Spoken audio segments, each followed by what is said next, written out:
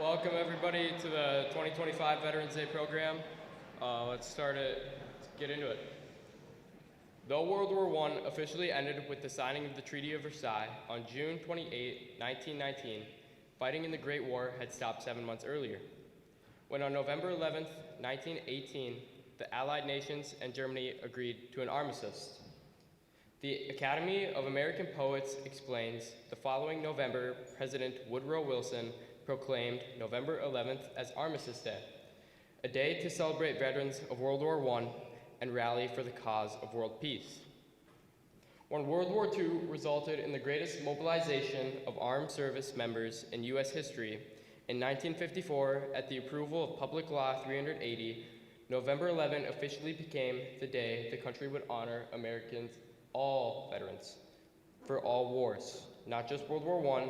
This year, once again, we celebrate all past and present members of the Army, Navy, Air Force, Coast Guard, and Marine Corps, and all the contributions they've made in supporting the country and fighting for the common good.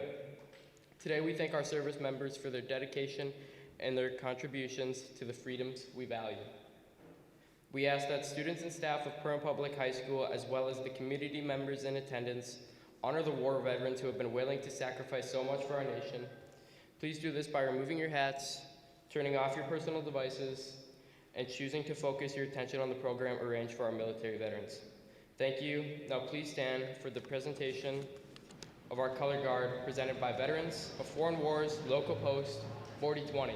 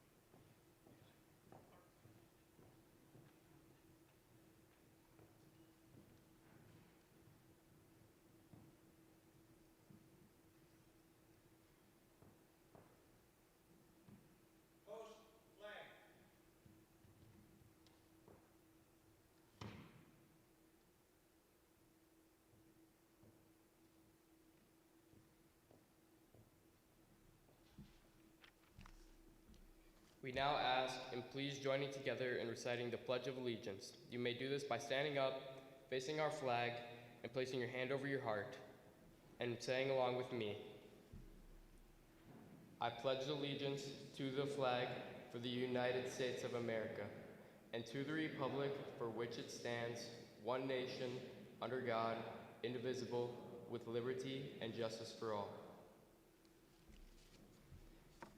Now, students in the West bleachers, we're about to create a large American flag display together. So listen closely for the instructions on how this will work. Each of you has been given a section of fabric in red, white, or blue. When I give the signal, please hold the fabric in front of you, stretch it across your chest with both hands to keep it flat. To make sure everything looks uniform, please hold the fabric at shoulder height so that it covers as much of your torso as possible. Keep it stretched out and steady so there isn't any gaps in between each sections. And remember to stay still and hold your fabric placed there until we relax. For those sitting in the top left corner, you have the blue and white squares that will form our star field. The rest of you in the red and white will create our stripes. We now ask that you hold the flag during the national anthem. You may return the fabric to your student representative after the chore finishes.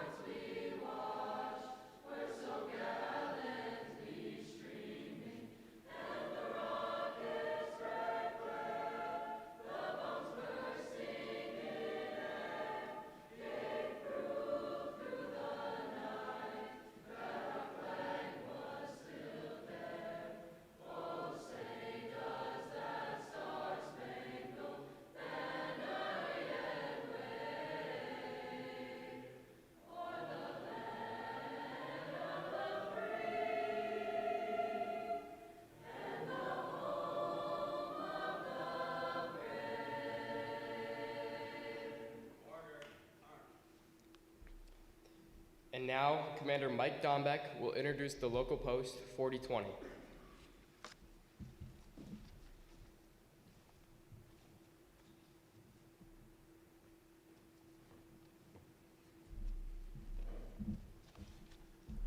Please be seated.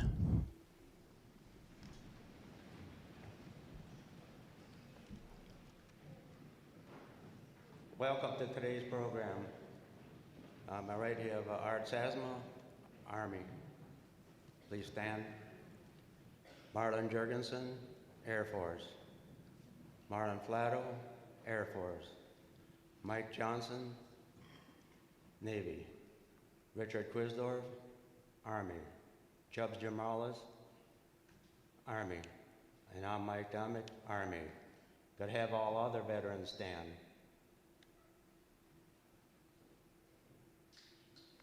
Thank you. This is your veterans.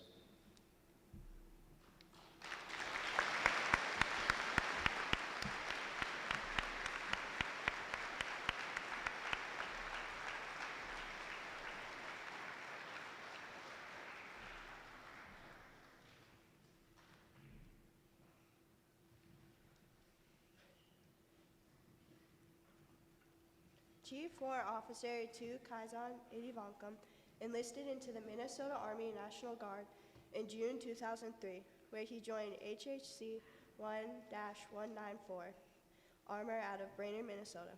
During his time with 1-194, Chief Idivankam reached the rank of Sergeant First Class before commissioning to become a warrant officer in 2022. Before commissioning, Chief Idivankam held military occupational specialty in 42 Alpha Human Resources Specialist and 19 Delta Cavalry Scout. Chief Idivankam deployed to Iraq in 2006 to 2007, and in 2011 and to 2012 to Iraq/Kuwait.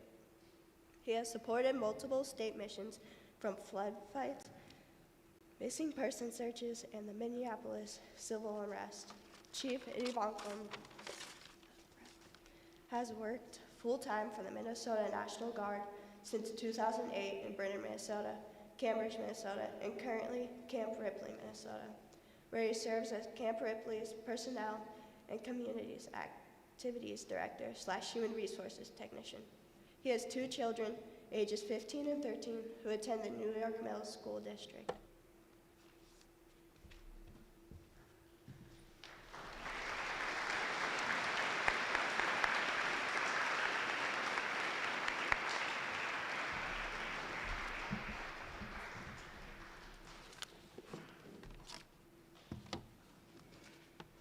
Good morning, ladies and gentlemen, and thank you, Bella, for that kind introduction. If my back and joints didn't hurt this morning, I got reminded of how old I am from that introduction, so appreciate it. Thank you to Mrs. Wacker for inviting me to speak today. Thank you to all the veterans, as well as everybody watching on YouTube. Hopefully, I don't trip and cause us to go viral for the wrong reasons. And thank you for Perham High School for inviting me to come out to support your local Veterans Day program. Your teachers told me that the longer I take, the less homework you're gonna get, so I hope you're ready for a 3-hour speech. I'm just kidding, I still have in-school suspension from 20 years ago, so I have to do that after this. So we'll take care of that after this. On this chilly Veterans Day, Minnesotans across the state gather in towns big and small, parks, cemeteries, and many other public venues, unified as Americans. This year has given us much to reflect on. In 2025, the Army, Navy, Marine Corps each celebrated 250 years of service to our nation. For 2.5 centuries, soldiers, sailors, and Marines have stood at the heart of our nation's defense. We also mark 160 years since the Civil War ended, a conflict that nearly shattered the nation, but ultimately renewed its commitment to freedom and unity. And we also remember 80 years since the end of World War II, a war that reshaped the globe, forever changed a generation, and whose veterans built much of the world we live in today. These anniversaries remind us that service is timeless. Each era brings new challenges, in each era, Americans have raised the right hand to answer the call. On Veterans Day, we honor all who have served, those who fought in Europe, the Pacific, Korea, Vietnam, the Middle East, and beyond, and those who continue to serve today, both here and abroad. All have unique experiences, but all share a common thread of service beyond self.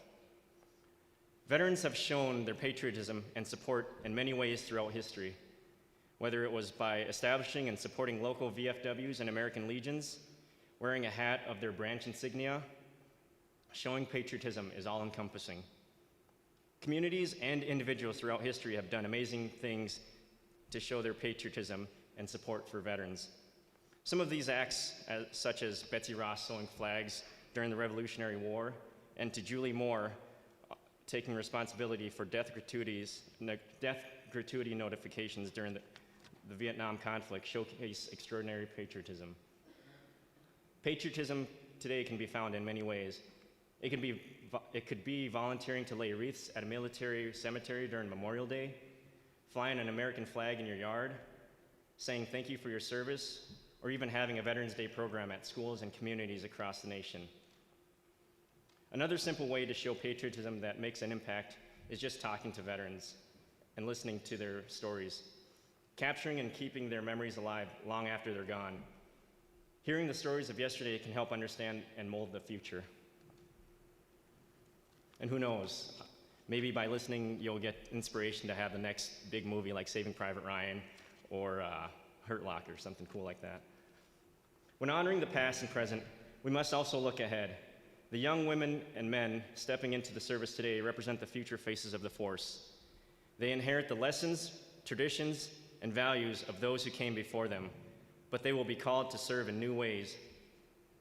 The mission may change and the equipment may evolve, but the spirit and duty, patriotism, and sacrifice will always remain the same. These future service members are proof that the line of commitment is unbroken.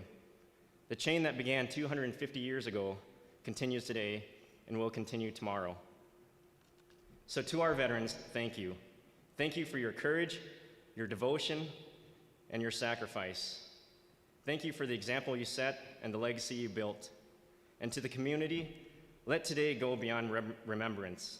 Let it be a commitment to ensure that every veteran is honored, not only with words, but in true support at all turns. As we mark milestones in 2025, we see that America's story is inseparable from the stories of its veterans. Their hardship has carried us through conflict, through hardship, and through triumph.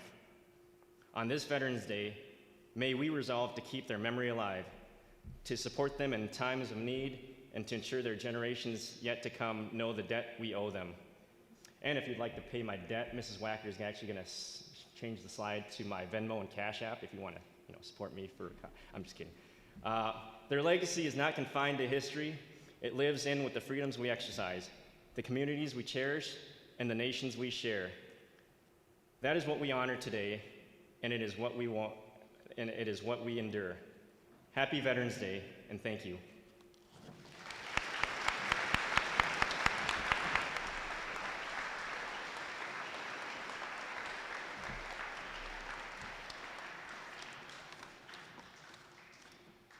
We will now have the honor of hearing the Armed Forces Melody, which recognizes each of our branches' military respective song.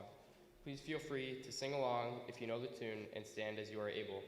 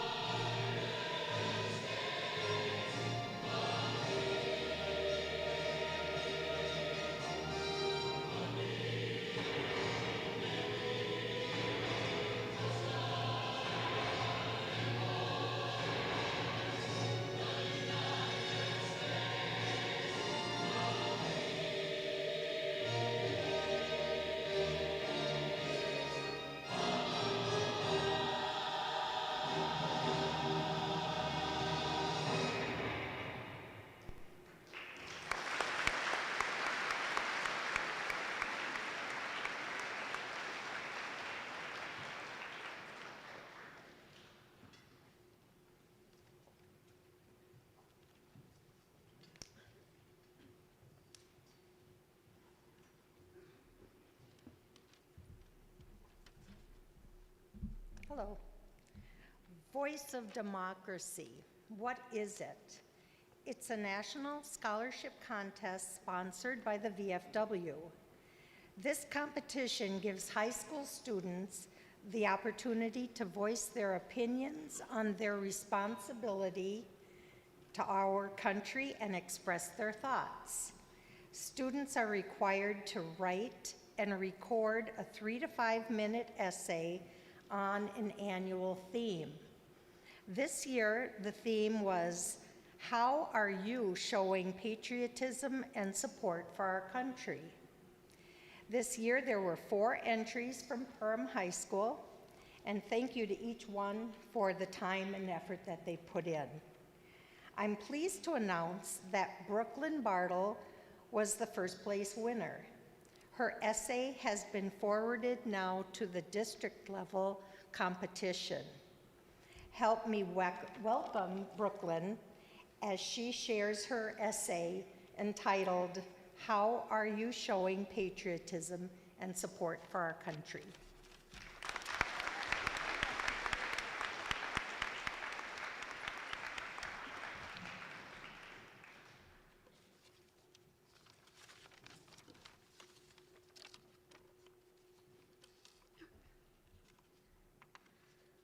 Patriotism then, today, and tomorrow. Patriotism is so much more than just wearing your red, white, and blue on the 4th of July. It can really make or break a country. If you have no pride, patriotism, or passion for your country, then what's it all for? Our country, for almost 250 years, has been fighting for the American dream. What I come to find at the end of the day, though, isn't everything wrong with our country, but how lucky I am to have all the rights that have been fought for us to have today. All the wars fought, lives lost, and silent battles are not for nothing for all that we've had today. And keeping patriotism alive is crucial in today's society. Although great acts can make you a hero, acknowledging America's history, respecting the rights you were given, and showing the characteristics that built our country to what it is today makes you patriotic. Ever since we were small children, we were taught to respect our elders and those who served our country. We learned about wars, our country's history, and the pillars that built our country. Even today, I continue to learn more and more about my country I never knew before. I remember being young and writing letters to the VFW in school, and writing one for my great-grandpa who served in the Korean War along with uncles in World War II. Even at such a young age, I was awestruck by the gruesomeness of war and all the battles that have been fought and sacrifices made to get our country to where it is today. When I was younger, I started a passion that has only burned hotter as I get older, but have I shown more and more patriotism? Now that I'm older, I found myself even more deeply rooted in my pride and thankfulness for this country. Just attending the memorial services in Wadena, sitting through the Veterans Day programs in school, and learning more about what they went through add another log of patriotism to the fire. When I see a person with a veteran's hat on, I can't help but thank them for all they've done, knowing full and well they've sacrificed more than I could ever imagine. Everything from giving them a veteran's discount at work to volunteering at community events is a small way I show my gratitude for what I have. Though I know small things such as that are just the tip of the iceberg, I truly believe it helps every time they thank me for my efforts, no matter how minuscule. I find even with my short time on this earth, you keep learning no matter how old you are. What I found most of all is to respect my rights, not abuse them or criticize them, but use them correctly. To cherish my First through my 10th Amendments written in the Constitution, not because they were written by a PhD or doctorate, but by hardworking men who just wanted better lives for their future generations. Looking at it now, it isn't the new laws and amendments that have made the most change in my life, but the old ones that have completely changed my life for the better, and I wouldn't have what I have today if it weren't for them. It is those that should be the most respected and acknowledged by myself and others equally. I know this isn't close to huge accomplishments and sacrifices made by others, but I do feel passionately about it and still believe I can do more. There is always more I can do, but continuing to help others realize how much they can make a difference can sometimes be the biggest step. People, including myself, can often lose sight of how much we really have and how lucky we are in this country. By being involved in our community, respecting our rights, and keeping patriotism alive, we are doing so much more for our country. Being respectful citizens and doing our duties is something we can all work and aspire to be better at. Feeling pride for where we are and being grateful every day for all that we have can be the most important thing. I know for sure that I, like all of us, still have much to do to repay our country, but I hope to continue to do just that for my community. First, I've gone over what I did in my youth to support my country, even in the smallest ways. Second, I reflect on how I've grown to do more, and lastly, how I strive to do more than I ever do each and every day. All this is how great acts can make you a hero, acknowledging America's history, respecting the rights you were given, and showing the characteristics that built our country to what it is today. The small things you show, such as working hard, being a part of your community, and learning about your history, are all things you can do to show the patriotism you have for our country.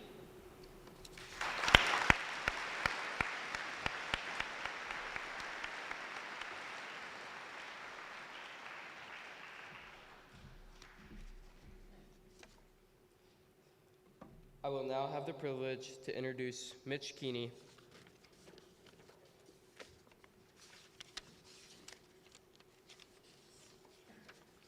Wherever it is.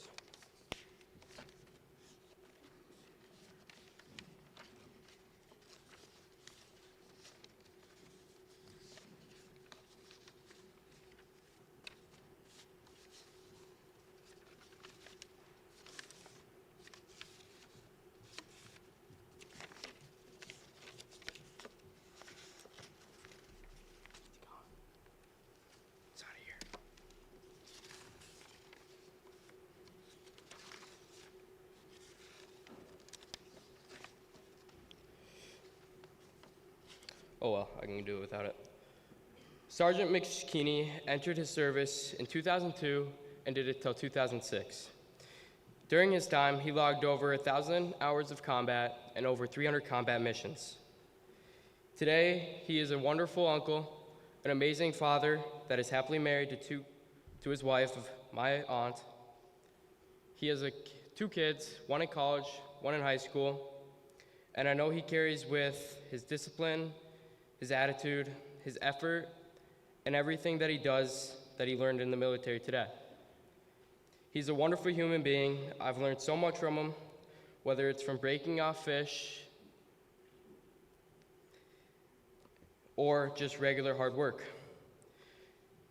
Sergeant Keeney is a wonderful person, and I'm glad to introduce him.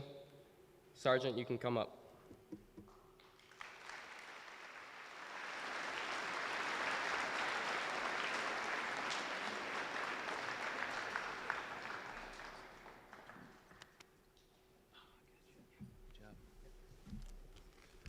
Well, those words were way too kind. I would like to thank Zane, my nephew, for inviting me here, and I'd like to thank Perham High School for having me. Can I get a raise or a show of hands? Has anybody ever seen a car whizzing down the road or at a stoplight with the window halfway down? There's a dog sticking its head out the window, ears flapping in the wind, tongue out. Anybody ever seen that? Everybody? Well, take away the car, add a helicopter, take away the glass window and add a belt-fed machine gun. That's pretty much what I did for my time in the service. And it was pretty much as fun as it sounds. A typical day for us, or typical week, we'd fly 3 to 4 times a week. The rest of the time would be done doing maintenance. Our company had about 50 people in it, 25 pilots, 25 crew chiefs, and we had 15 Black Hawk helicopters assigned to us. Some fun facts about Black Hawk helicopters. They are 60 feet long. They are huge. They are taller than the ceiling is to the floor. They produce 4,000 horsepower. We would fly at 150 miles an hour, and they can either pick up a school bus or have 11 fully loaded troops. So basically what the pilots do, we like to say they sit in the front and they wiggle the sticks. They do more than that. They navigate, they fly. But as a crew chief, we sit behind the pilots facing out with our door guns. And our job was to act as the eyes and the ears of the helicopter with a 180-degree field of view. Because of the size of the maneuvers we did, we had to keep close communication with our pilots. So we'd have our microphones inside the helicopters. We could talk to the pilots, they could talk to us. Could I get another show of hands? Has anybody ever seen the books, Where is Waldo? Anybody seen that? All right. Well, kind of what I was looking for when I was flying was Waldo. Only Waldo had a gun or something worse. So we like to say what we did in the Army was that we were just an expensive taxi or Lyft or Uber service. We would pretty much fly things from point A to point B. We would be quick reaction force to troops in battle to rearm, resupply, and remove dead and wounded from the battlefield. We would also team hunt with ground forces to get medium to high value targets. One of the coolest things that happened was the WWE wrestlers came over, about 30 of them. They put on a wrestling match, and then I got to fly them around to different bases in the theater. I had in my, in my Black Hawk, I had John Cena, The Big Show, and Stone Cold Steve Austin. And I just remember trying to buckle The Big Show in, and he was not fitting in that seatbelt, so we just let him sit there. So we'd go from missions like that to missions where we're, playing bullet tag with the Taliban, loading bodies, cleaning aircraft, stuff like that. So things that got us through our 2 deployments was humor. We had epic pranks and epic shenanigans. I'd like to share a story about one of my favorites. So we're flying point A to point B in Iraq, not much going on. The helicopter's loud, kind of vibrates a little bit, it's hot. So a lot of the times the passengers fall asleep. So the pilots asked me, hey, are they sleeping back there? I said, yeah, they're asleep. So he slowly climbed up to about 1,000 feet, and then he dove the helicopter down. And then everybody in the back, you get negative G, so you start floating up. And you look back at Hades River. We got to visit Babylon, and I got to see where Daniel in the lion's den was at. And as a Christian, I thought that was pretty cool. So, one thing that really helped us was strong leadership. We were extremely fortunate on the company and battalion level to have good leadership. And what I would say about that, in my opinion, as a combat vet, there are some qualities for great leaders from the lowest military levels all the way up to the President of the United States. Lead by example. Be disciplined. Be kind to others who disagree with you. Take criticism from subordinates, both positive and negative, and put others first. Another takeaway I learned is that bullets don't really care what race you are, or what religion you believe, or where you come from. So there's no room for hate or racism. On behalf of other combat vets, and I have to ask myself this sometimes, I just want everybody to be kind to one another, be forgiving, and live each day as a blessing. Thank you.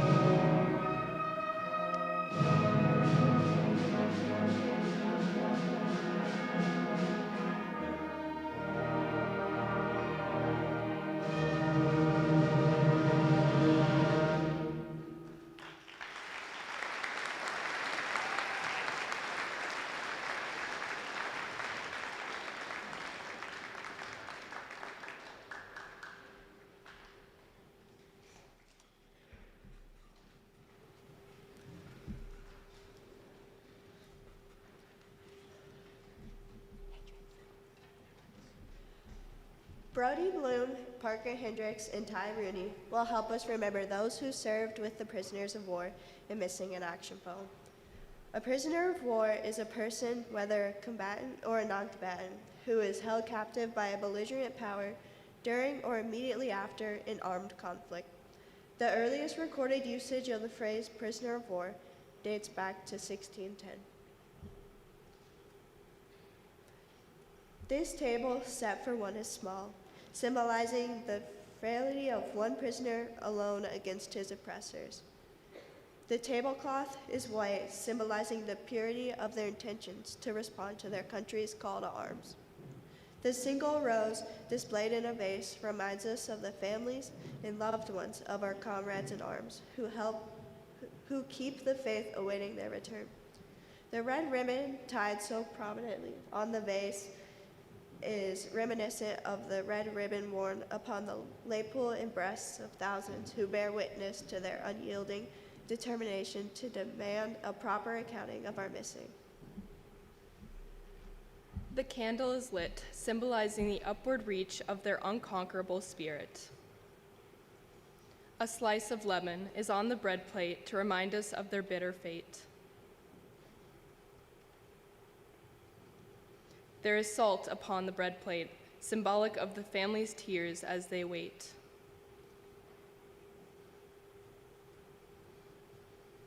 The glass is inverted. They cannot toast with us this day. The chair is empty. They are not here. Remember all of you who served with them and called them comrades, who depend upon their might and aid. They relied upon them, for surely they have not forsaken you.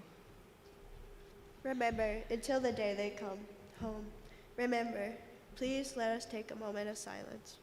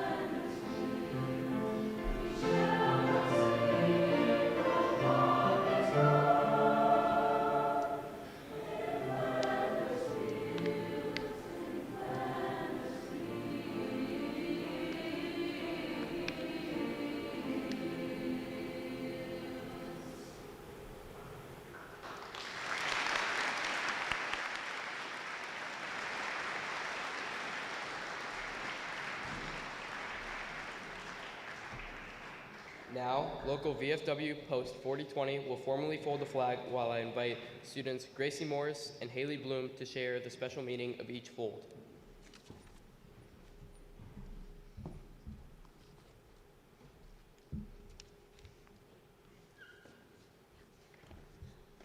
The flag folding ceremony represents the same religious principles on which our great country was originally founded. The portion of the flag denoting honor is the canton of the blue containing the stars. Representing states our veterans served in uniform. The canton filled of blue dresses from left to right is inverted only when draped as a pall on the casket of a veteran who served our country honorably in uniform. In the U.S. Armed Forces, at the ceremony of retreat, the flag is lowered, folded in a triangle, and kept under watch throughout the night as a tribute to our nation's honored dead. The next morning, it is brought out at the ceremony of Reveille, run aloft as a symbol of our belief in the resurrection of the nation. The first fold of the flag is a symbol of life. The second fold is a symbol of our belief in eternal life.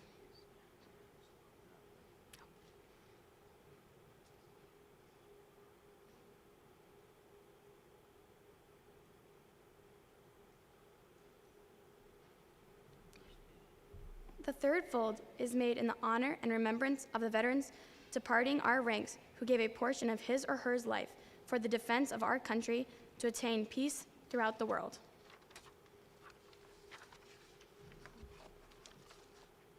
The fourth fold represents our weaker nature. As American citizens, trusting in God, it is Him who we turn to times of peace, as well in times of war, for His divine guidance. The fifth fold is a tribute to our country for the words of Stephen Decatur. Our country in dealing with other countries, may she always be right, but is still our country, right or wrong. The sixth fold is where our hearts lie. It is with our heart that we pledge allegiance to the flag of the United States of America and to the republic for which it stands, one nation, under God, indivisible, with liberty and justice for all. The seventh fold is a tribute to our armed forces. For it is through the armed forces that we protect our country and our flag against all enemies, whether they are found within or without the boundaries of our republic. The eighth fold is a tribute to the one who entered into the valley of the shadow of death, that we might see the light of day and to honor our mother, for whom it flies on Mother's Day. The ninth fold is a tribute to womanhood, for it has been through their faith, love, and loyalty, devotion that the character of the men and the women who have made this country great have been molded. The 10th fold is a tribute to Father, for he, too, has given his sons and daughters for the defense of our country since he or she has been firstborn. The 11th fold, in the eyes of Hebrew citizens, represents the lower portion of the seal of King David and King Solomon and glorifies in their eyes the God of Abraham, Isaac, and Jacob. The 12th fold, in the eyes of the Christian citizens, represent an emblem of eternity and glorifies in their eyes God the Father, the Son, and the Holy Ghost. When the flag is completely folded, the stars are uppermost, reminding us of our nation's motto, "In God we trust." After the flag is completely folded and tucked in, it has an appearance of a cocked hat, ever reminding us of the soldiers who served under General George Washington, and the sailors and Marines who served under Captain John Paul Jones, and were followed by their comrades and shipmates in the U.S. Armed Forces, preserving for us the rights, privileges, and freedoms we enjoy today.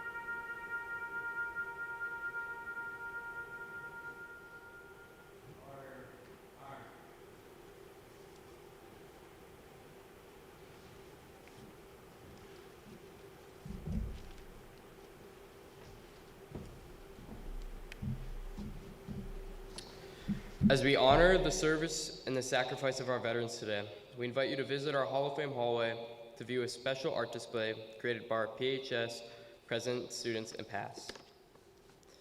As we end our annual Veterans Day program, I'd like to remind you that the Perham speech team is donating a portion of the proceeds of their Yellow Jacket Blanket fundraiser to our local veterans. Senior speech captain Claudella Seaman will collect the orders in the Great Hall. A special thank you to Crystal Void and the kitchen staff for a wonderful breakfast for our veterans. We also want to thank KLN Family Brands for donating the gift bags for our veterans. Veterans, please be sure to grab your bag after the program. Thank you to our guest speakers who shared their inspirational stories and helped our students understand the value of serving others. Also, thank you to Lexi Zeman of North Reds and Perham, who provided the displays for our guest speakers' uniforms.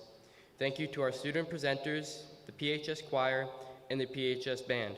Directors Mr. Lamb and Mr. Pampenfuss. Also, thank you to the video productions class and stage crew for making our production run smoothly. We appreciate our supportive administration and leaders in our school system who make mornings like this possible. In closing, thank you to those who currently serve and those who have served our country with honor and valor.